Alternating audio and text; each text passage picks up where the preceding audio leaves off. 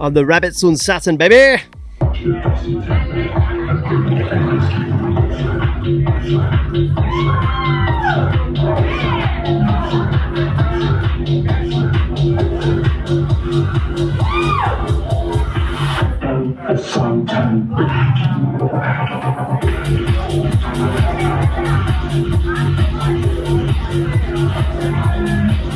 Rabbits on Saturn is like spacey, it's bouncy, energetic, and a bit weird. How is that working out for you? Never short of ideas, but always trying to think of how am I going to make this a story, like a whole track. I want to be more in the sphere of people who will like to play it and like to listen to it rather than just family and friends. You know, people can sample. I like the hip hop culture for sampling. People are good at it. I'm not very good at it, so I stay away from it. I like sound design. Just being able to unleash your full potential as a producer and not putting myself in a box. I think I need to do me and then find who is in sync with me, if you know what I mean. So you recently released a track on Solak Records. How has your experience been in this process, and what do you think about the label? Like, this is the problem I think a lot of people are arguing about as well, is what's real techno. You know, techno to one person is completely different to techno for another person. Techno is all about the kick and bass. Go, this is normal, let's make it not normal. I find all these elements creep in, you know, a psychedelic sound from the psytrance love comes into the techno, drum and bass lines into the techno, you know, boom, boom, boom, rather than dom, dom.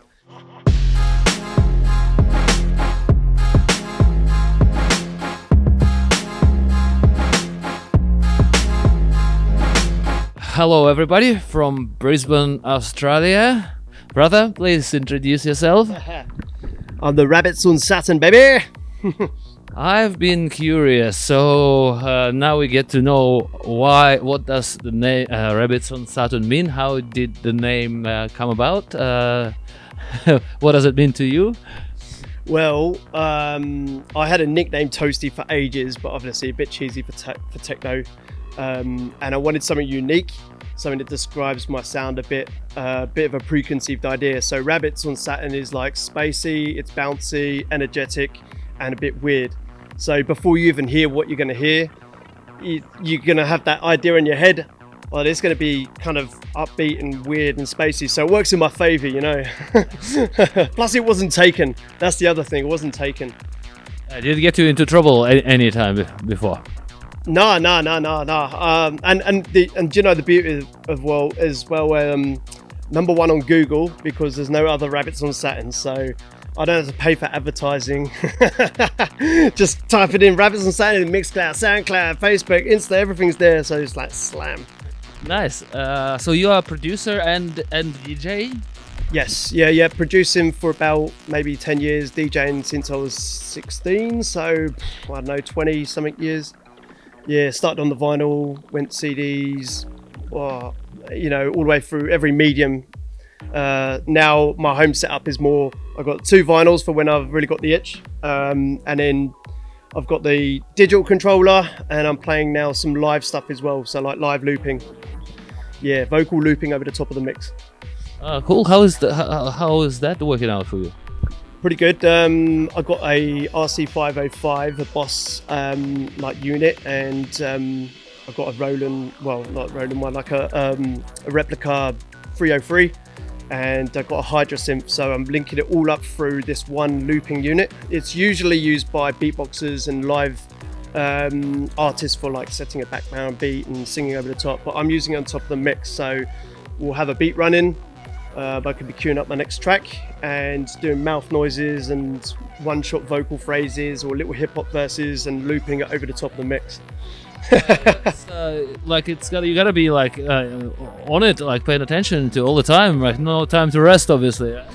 No, it took me a while to actually figure out how to sync the BPM with my turntables. It has an internal function for it, but it's only 0.1s, whereas you know on a DJ mixer, traditionally you got like you can go from like +6 right up to +20 to accurate the pitch range.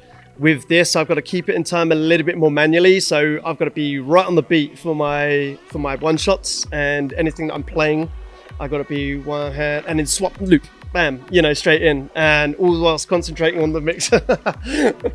That does, yeah, seems like hectic a lot. And so you have been performing that live in your sets, or how? I've done 2 of those live so far. One I used it more for just vocals because of the effects and stuff. One I did a smaller party, not many people there, and I tested it out.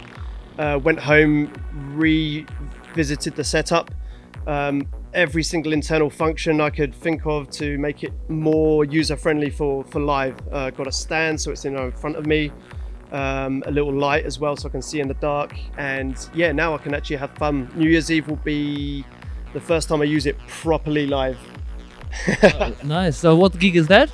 It's a Subspace up in Warehouse Party on the Sunshine Coast. So yeah, they got a Facebook page, and I'm going to be playing like 9 till 10, slamming techno, a couple of my own productions, as well as, yeah, really unleashing the looper to full potential. Interesting. I think those people are going to be in for a treat. So how would you describe the style of techno that you make? Well, kind of weird, spacey. I mean, I think I like a lot of different genres of music. Grew up with drum and bass, techno, trance, house, breakbeat, hip hop, and then later on all these other genres started to fuse in to breakbeat, like dubstep and trap and all these different things. So I'm quite heavily influenced by a lot of things. And when I make a techno track, which is my main thing that I do is like techno, I find all these elements creep in, a psychedelic sound from the psytrance love comes into the techno, drum and bass lines into the techno, so everything's like a melting pot into techno, basically. I like to play quite hard sometimes, but, sort of around the 130 to 145 is a really, really good section for me, but, I like to play more melodic stuff for different gigs. Broken beats for different gigs, still play drum and bass at home a lot, so, but yeah, mainly producing techno. So all of those sounds get into it, they filter in, and then they come out in sort of an organic, spontaneous way. I end up making way too much and having to take loads out to make it work, it doesn't fit.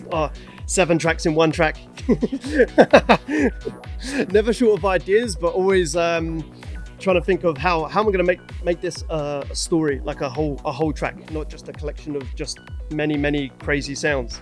And I think that's the art of also being a producer, not just coming up with an idea, executing the idea and making sure it works in a club. A lot of times especially my earlier productions, I'd make a track and I thought, sounds great, put it in the car, sounds great, side by side to other tracks, sounds great, go to mix it in, sounds weak. It's like, they've got much more hi-hat at the start, mine's a bit too dreamy, it takes too long to come in, or maybe too minimal here, and so I constantly refreshing my process and go, all right, how will this translate through any system? Like mastering is, oh my God, I mean, like any producer will tell you, mastering is another kettle of fish. It's a completely different ball game. And as you learn as a producer how to master and mix your own tracks, to engineer it to get it ready for either a final release or to be playing out live, you need to think of all of these different things, depth, and how does it translate over a big system? Is it going to be too much sub end and boom, boom, boom, rather than dong, dong, cutting through the mix? So yeah, it's really, really fine line between going, okay, here's a finished project, and then also going, oh no, this is finished, but it's not well finished. You need to come back and go, this needs to be mastered properly, this needs to come up, this needs to come down, and sometimes that's a long process, With your releases, you started I have seen with your releases on the labels not that long ago, just a couple of years ago. Was your first release? Is it correct? First release under the new name. Yeah, I've released independently and under Toasty on different record labels, La Casa Roja over in the UK. I did my first full-length album under Toasty as well, which was called Half Robots, Half Something Else, because I couldn't decide what I was at the time. And I did like a 11 tracks, I think it was. 11, no, 12, sorry. 12 tracks. This was like 2009. I'd been producing for maybe, I don't know, 2 years or 3 years, and I managed to finish a whole album, release it independently. Didn't do too bad, but you know, it wasn't hitting the right audience releasing independently. I want to be more in the sphere of people who will like to play it and like to listen to it, rather than just family and friends and random people who I've just met along the way and given him business cards. Here you go. And so, how has it been going since you started releasing on the labels? Have you noticed much, like sort of more followers and like, I guess more people listening and buying your music? Yeah. So a lot more different labels, and now getting to a better stage, more confident, a bit more equipment now, where I was lacking before, like good ideas executed badly.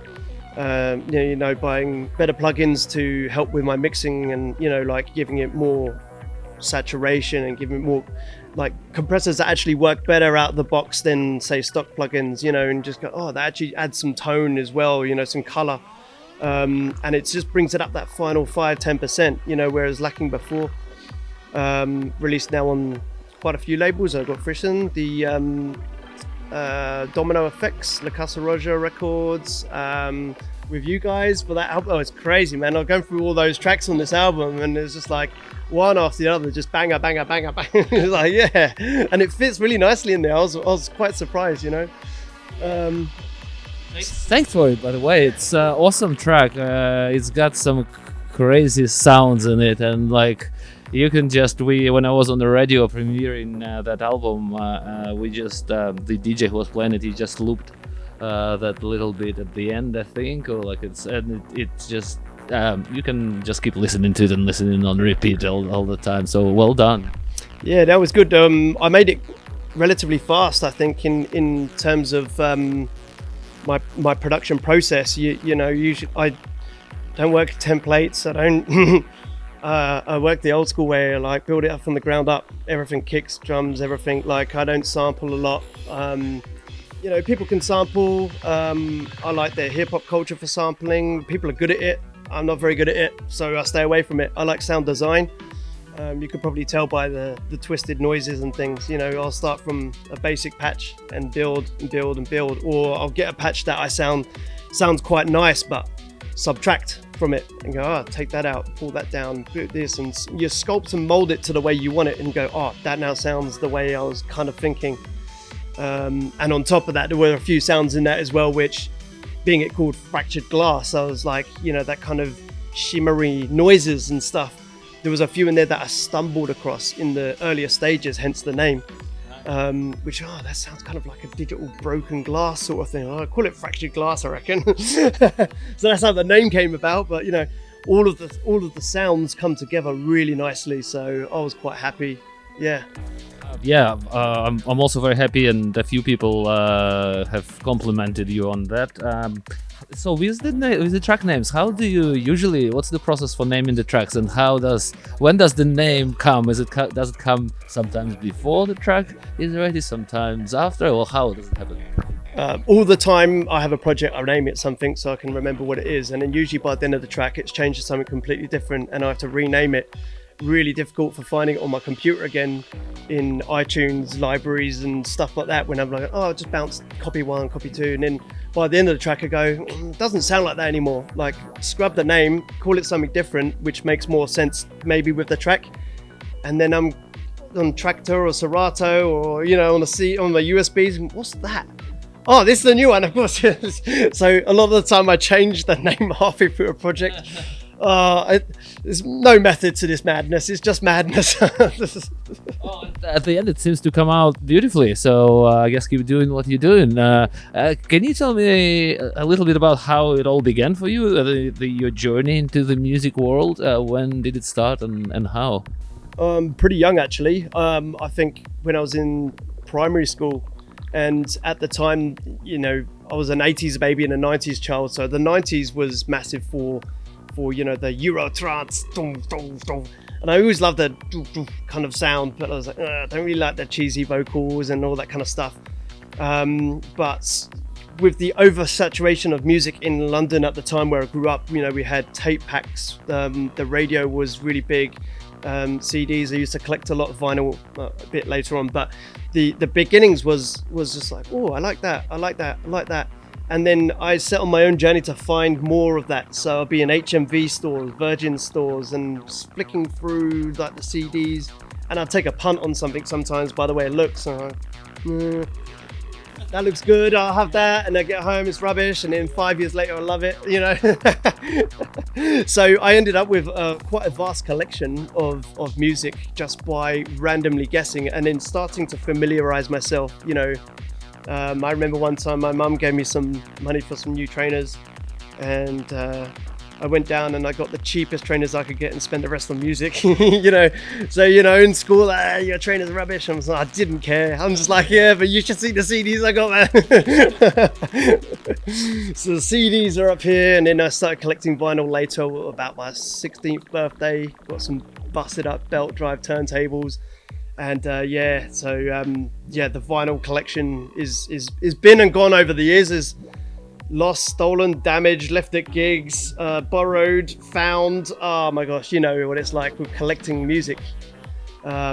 Bit of a hoarder, I think, when it comes to music. Nothing else in life, but music I hoard. So what are your goals for the foreseeable future in terms of any particular gigs that you would like to play, any particular projects music-wise that you're working on, or any maybe labels that you would like to release some music on? What are the goals? More gigs, I suppose, is always a good place to start, because I was a DJ before I was a producer. DJing is my passion. I can really unleash my full potential as any kind of artist would on stage.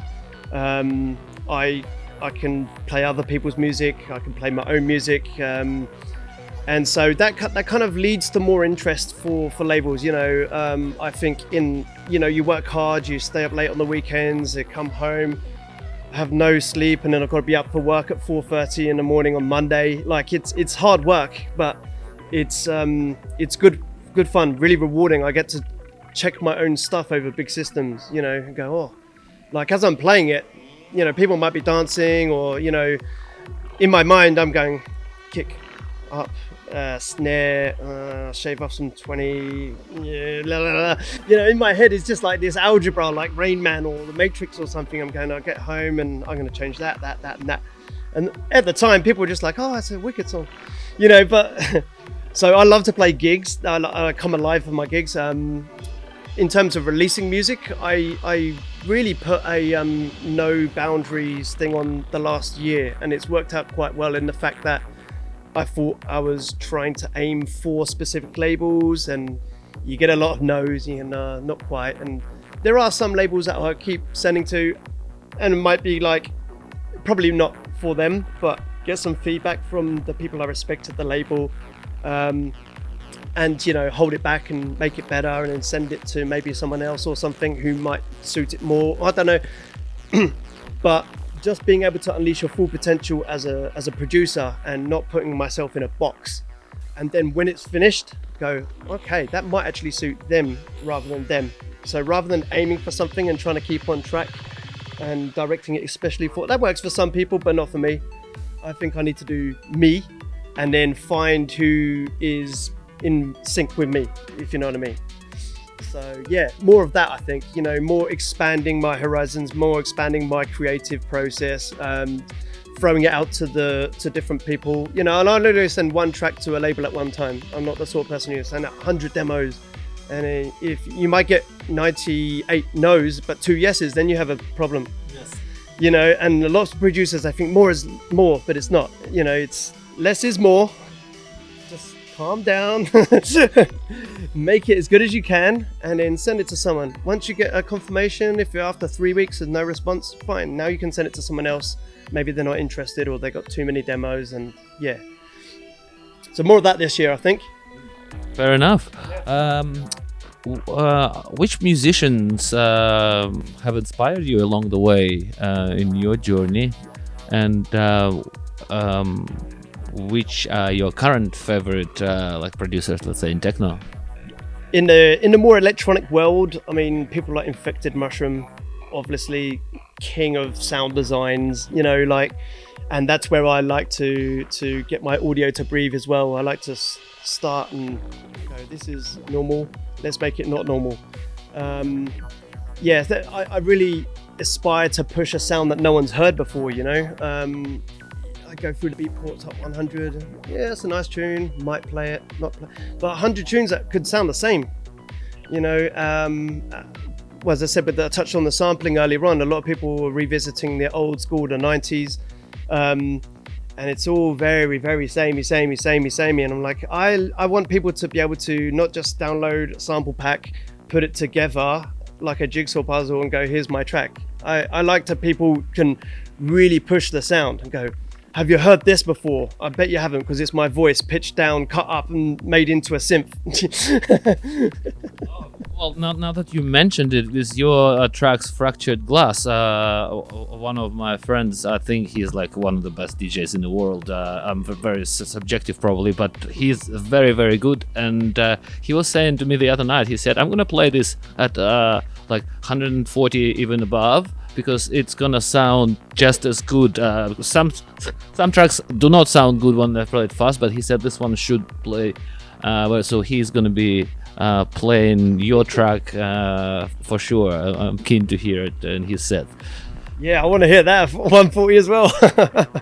I've done it before actually. I've sort of like finished a project and then chucked it in the turntables and gone, oh, how's it sound? A bit faster, a bit slower, and you know, just flick the pitch and see where it lands and go, oh, it's all right actually. I probably could have made that about 5 BPM faster, but yeah, it's all relative. 140 is a big push for a what was it? 129. Yeah, of course it is a random number. Yeah, not 130, not 128, 129.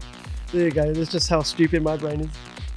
So about the currently, what are your favorite producers? Let's say in electronic music beyond techno.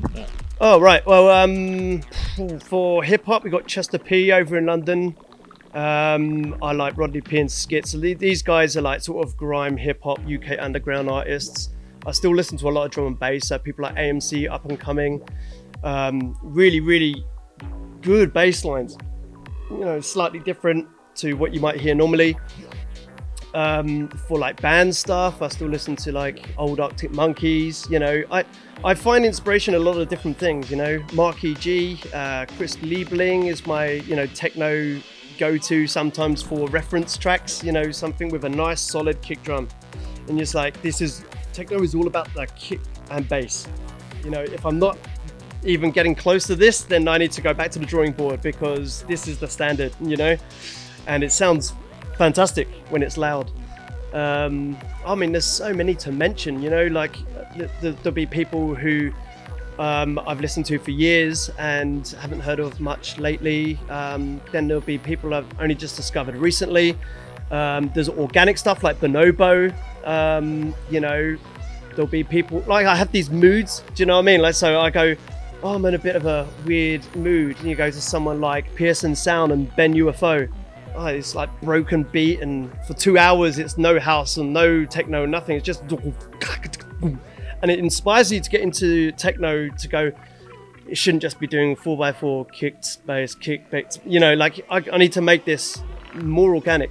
You know, so I get that kind of wash over going, I'll listen to something completely different to techno before I make a techno track. Hence why it probably doesn't always come out very techno. I'm probably listening to quite a lot of other styles, everything except what I'm making, until I make it. Then I make it and go, well, that's what I wasn't going for, but I like it now. And it makes it unique. I have told a number of people that I find your style, and I've told you that I find your style very unique, unusual. It really shows. Like, you've done a few releases on this Domino Effect label. What label is that? Where are they? And how did you become, I guess, acquainted with them? Oh yeah, so Domino Effects is my good mate Doug. Big shout Doug Brennan. He goes under another one named Tony Quinn, 2 little aliases. And the idea, so we're both based in Brisbane. We've known each other for a long time, and we wanted to get the Brisbane scene together a bit more. We noticed there's quite a divide, very cliquey, and it's been like this for a long time. I don't like to openly talk too much about it because I know a lot of people, and then one person is offended by this person, and but you have these parties and it's the same DJs every time.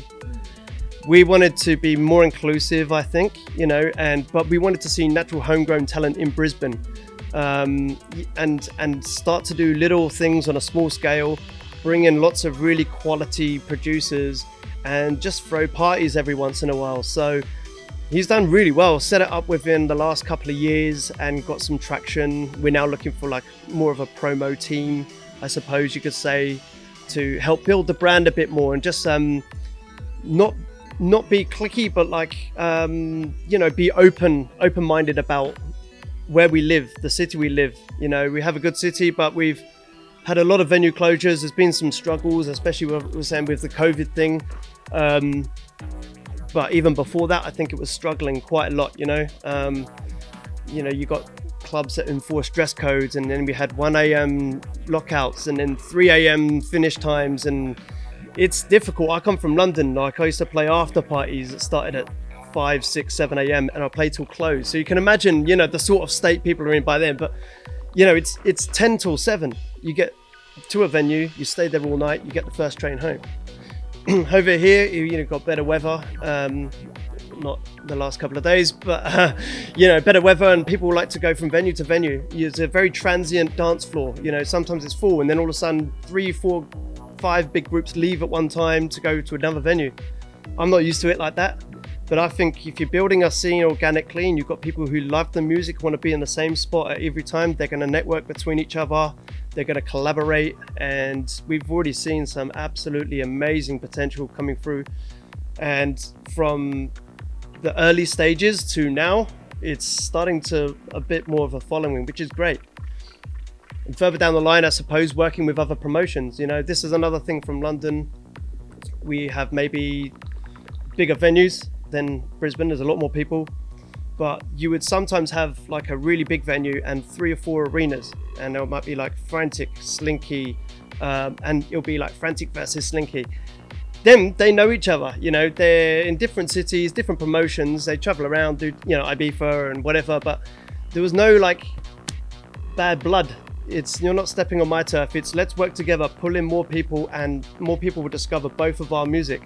There's not enough of this collaboration, I don't think, cross promotional, like maybe there is and I'm not seeing it, but from the techno point of view, especially in Brisbane, I think more people need to merge together and build some more of a community, and then we can start throwing bigger and bigger parties and get more people interested, and you watch it just spiral out of control, I was going to also ask, when you came from the UK here, how was it? How different did it feel? And did you feel like it sort of had a like you took a step back in your music career, or no? It was just felt like you obviously didn't have as many connections here when you first moved. Had to sort of start from the beginning, I guess. How was it for you? What was the experience like? Yeah, it's quite strange actually, moving right the way across the other side of the world. I think at the time, I came here in 2004 and it was the tail end of that spike. So with a lot of types of music, breakbeat, drum and bass, hard house, trance, were all a real high peak. And then I don't know, maybe 3 or 4 years after that, it started to really drop off. I think the smoking laws were the first thing that really, I think, separated the dance floor between atmospheric and emptiness. You smoke outside now. Okay, so half the dance floor has to go outside for a cigarette. They get stuck out there talking, and then that became more of a social thing, and then the lockouts, and gradually we saw this high watermark come right the way down, and with that, DJs get less and less gigs, they get less motivated, they make less events happen. I think it's been a natural sort of tailing off, but things happen in peaks and troughs, and I think we're starting to see the linear come back up again. I think it's been after this COVID, lockout laws, smoking bans, all the different things that every single challenge that a venue could face has faced. I think they're now coming in with solutions for each one of these things. So yeah, it was quite a different transition. You know, I was used to all night raves, warehouse parties, come over here and they're like talking about bush duffs. What is a bush duff? A bush duff sounds to me horrible. Give me a warehouse rave, mate. Then you go to a few of these things and you go, oh, okay, yeah, so it's out in the middle of nowhere, you turn it up real loud and your sunshine in the day and it's cool at night, you can dance. It's not so bad. Bit of a transition though to the mindset. You know, I think the style of music in Europe, especially maybe Northern America, it's more dark, it's more underground than it has been here. There are underground spots, but when you haven't seen the sun for 6 months, your brain does something. You know, you start to make techno and drum and bass, and in the UK especially in the winter, man, you had like renegade hardware events, and it was just like Technical Witch and Dom and Roland and Pendulum back when they were DJing and stuff, and it was just. And then in the summer, all of a sudden you got like liquid drum and bass coming out, and it's like, oh yeah, it's all like happy. But I think coming over to here, because it's like sunny all year round, I found there was a lot of house. I'm going, where's all the techno? Where's all the drum and bass? There's very few and far between, little events here and there, and sometimes one massive one every 6 months or something, where I'm used to every week. So do you still feel that there is not enough techno being played at the event generally in Australia? Yeah, I mean, techno's a wide genre, isn't it?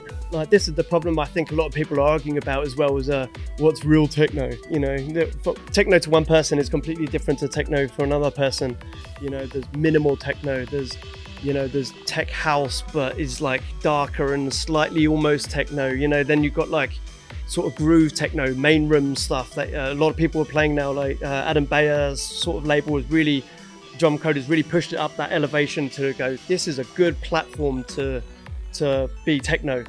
Then you got like sort of after that, you got more like sort of hypnotic groove. Then you get into acid territory, you know, like your Chris Liberator, Dave the Drummer, you know, anything 140 upwards. And yeah, so it's really, you know, it could be 125 to 145, 150, you know, this is a big portion for a BPM. You know, you'll see things like house 120 to like 128. It's a smaller portion, you can kind of define it. So I find a lot of people get confused and hung up when they say techno. I think maybe even having, you know, rooms with two rooms, a slower room, a faster room. People can experience two different things rather than coming in and going, oh, here's one thing. If you don't like it, I'm just gonna go. You know, like you have a funky minimal back room, which is like house into minimal or something, and in the main room up into harder stuff, and then people have a lot more variety.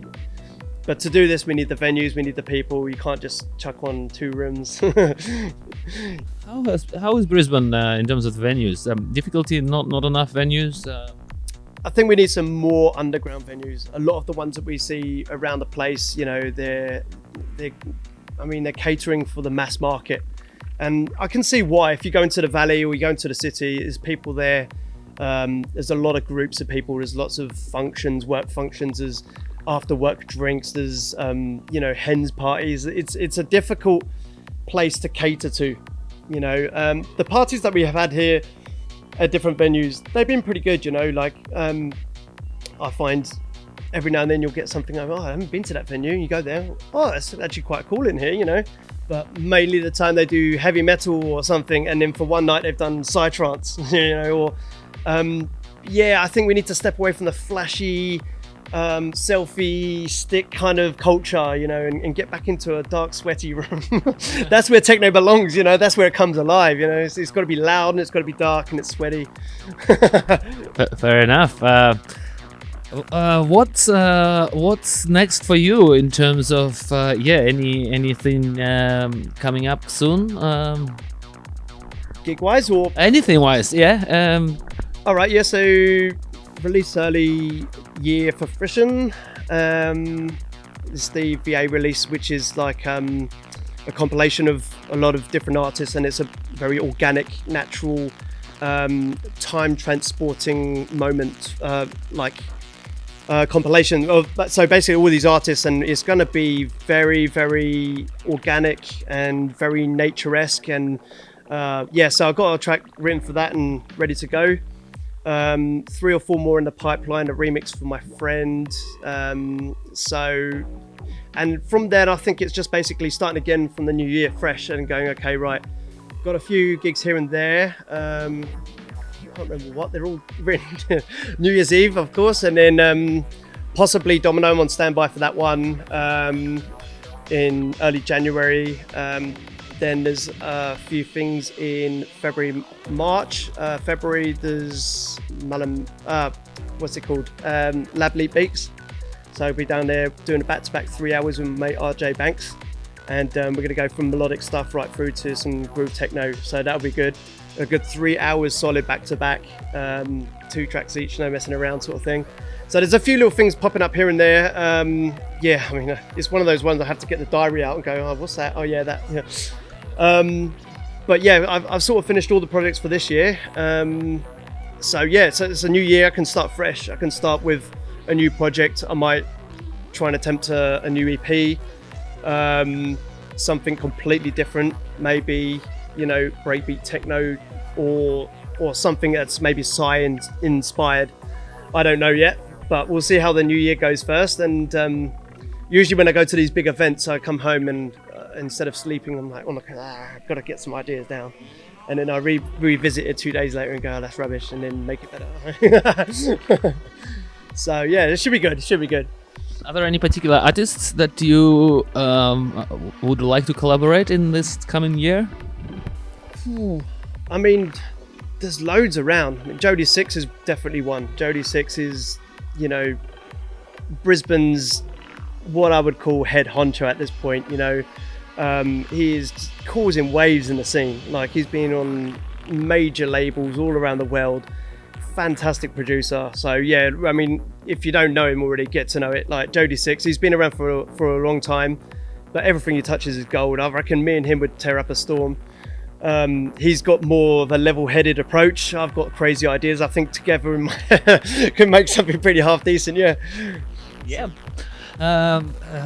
What else I was gonna ask you? Also, you recently released a track on Solak Records. How has your experience been in this process, and what do you think about the label? Yeah, it's been all positive. Loving the group chat. Everyone was very supportive of each other. Because before, when you're sort of social media is a big whirlpool of different people who know different people, and you get introduced to people all the time, and some things are like, maybe let's do something, and then it fizzles out, and other people are like, I'm dead set keen. I knew you were from the start, like, no, we're doing this. Okay, cool, then I'm serious. I'm a little bit more cautious of my time these days. Like, okay, I don't want to make something for a label just because they said yes. I would rather do myself, and then approach a label and go, would you like it? And what do you think of this? Any feedback? I can change stuff. And the feedback was very positive. It's like, just a little bit here and there, and I think it's ready to go. And everyone else on the release as well was, I knew 3 or 4 of them. I'd met a few times here and there, different parties and stuff. So I knew there was going to be some talent in there. But man, the end result, it just flows as well. Like the vision came together really well. The mastering leveled everything out. So it's just, you could play track 1 to all the end, and it is just flawless the whole way through. As I was flipping through the end result for the first time, that's what literally I did. Just pressed it play, and I was cooking, and I was like, oh man, what's that? I was looking up the name. Oh wow, okay, yeah, cool. Because there's some I didn't know. That's the beauty of music. You get introduced to people, and sometimes you don't know who they are, and or might not have looked up everyone on who's coming in to collaborate, or they have a different name on the group chat they do have on the release or something. Yes.